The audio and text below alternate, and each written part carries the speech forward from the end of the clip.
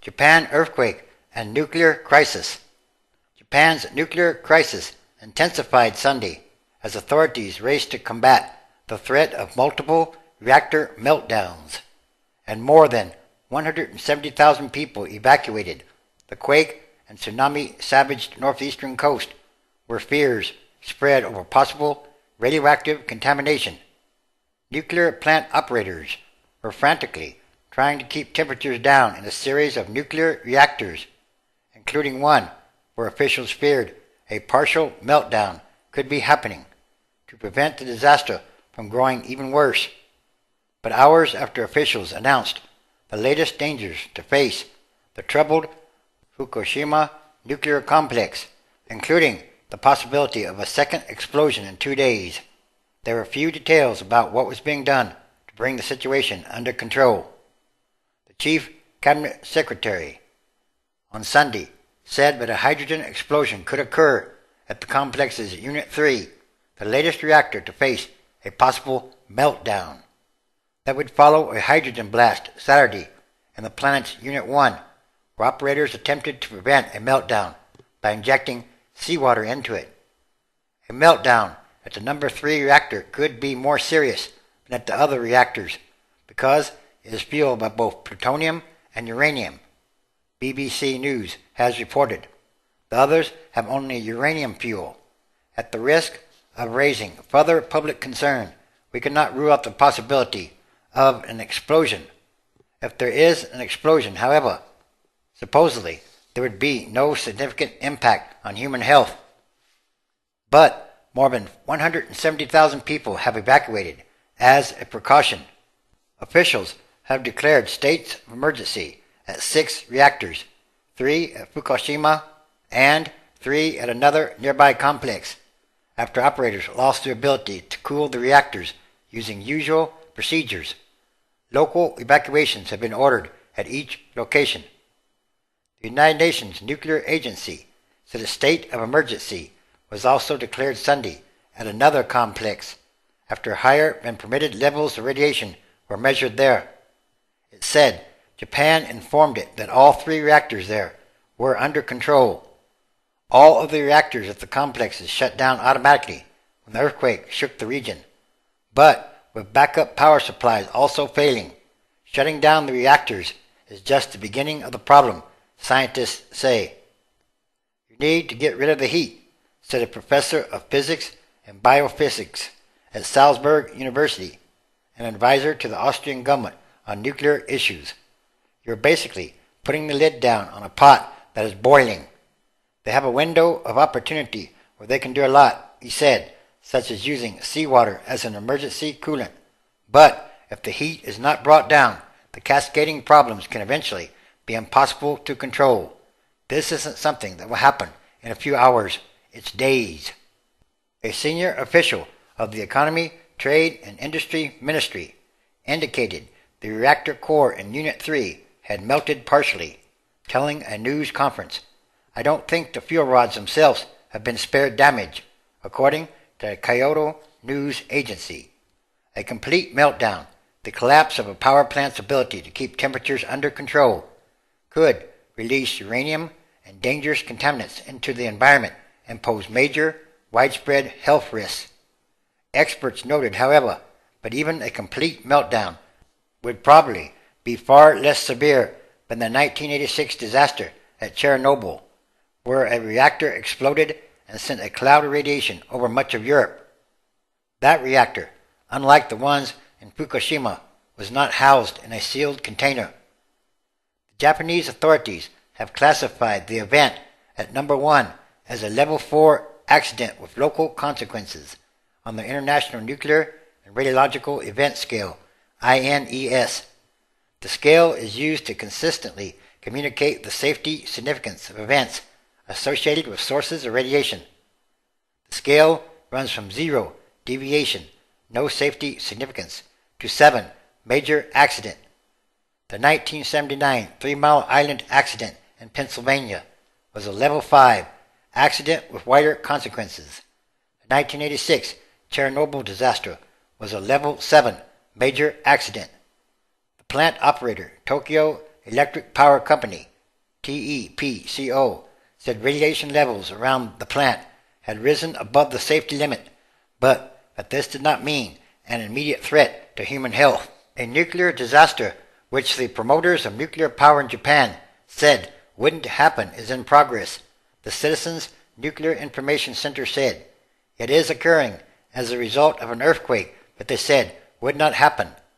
The nuclear crisis was triggered by twin disasters on Friday, when an 8.9 magnitude, now upgraded to a 9.0 magnitude earthquake, the most powerful in the country's recorded history, was followed by a tsunami that savaged its northeastern coast with breathtaking speed and power.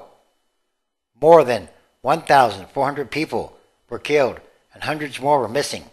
According to officials, the police in one of the worst hit areas estimated the toll there alone was more than 10,000. The scale of the multiple disasters appeared to be outpacing the efforts of Japanese authorities to bring the situation under control. Rescue teams were struggling to search hundreds of miles of devastated coastline, and hundreds of thousands of hungry survivors huddled in darkened emergency centers, cut off from rescuers and aid. At least 1.4 million households had gone without water since the quake, and food and gasoline were quickly running out across the region.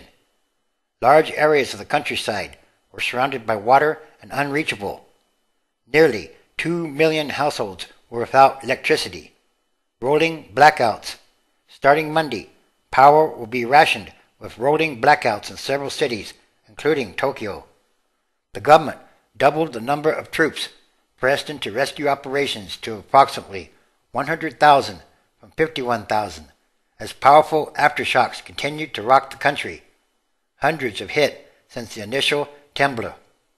On Saturday, an explosion destroyed the walls and ceiling of Fukushima's Unit No. 1 as operators desperately tried to prevent it from overheating and melting down by releasing steam. Officials were aware that the steam contained hydrogen and were risking an explosion by venting it, acknowledged a spokesman for the government's Nuclear Industrial Safety Agency, but chose to do so because they needed to reduce the pressure. Officials insisted there was no significant radioactive leak after the explosion, at least hopefully. Without power and with its valves and pumps damaged by the tsunami, authorities resorted to drawing seawater mixed with boron in an attempt to cool the unit's overheated uranium fuel rods. Boron disrupts nuclear chain reactions. Operators also began using seawater to cool the complex's Unit 3 reactor after earlier attempts to lower its temperature failed, the United Nations Nuclear Agency said. The move likely renders the 40-year-old reactors unusable, said a foreign ministry official, briefing reporters. He said radiation levels outside the plant briefly rose above legal limits, but had since declined significantly. Japan has a total of 55 reactors spread across 17 complexes nationwide.